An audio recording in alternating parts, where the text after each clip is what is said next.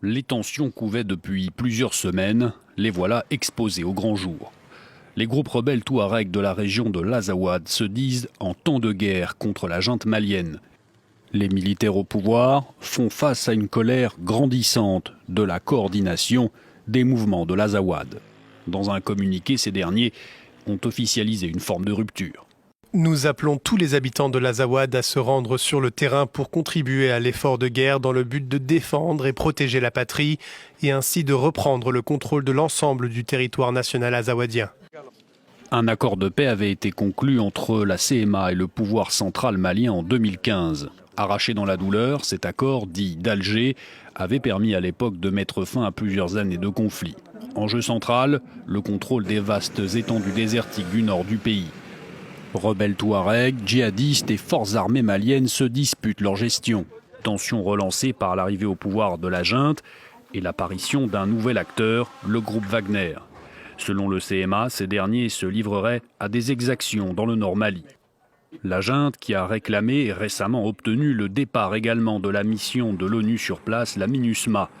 Cette dernière disposait de plusieurs bases dans le nord et le CMA estime devoir en récupérer le contrôle. Les djihadistes, eux, pourraient être les grands gagnants de ces tensions. Tombouctou est soumis depuis août à un blocus du GSIM, affilié à Al-Qaïda.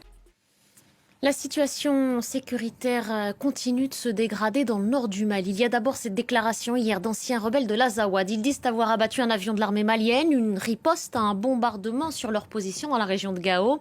Et puis une autre attaque qui visait cette fois l'aéroport de Tombouctou et le camp de mission des Nations Unies sur place a également été ciblé. Les précisions de Serge Daniel. Ce lundi, de présumés djihadistes ont lancé contre le camp de la MINUSMA, la mission de l'ONU à Tombouctou, 3 obus.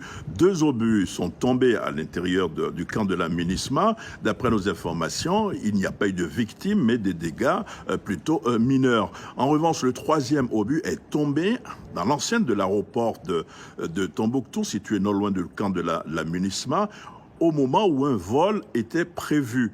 Tous les vols ont finalement été annulés.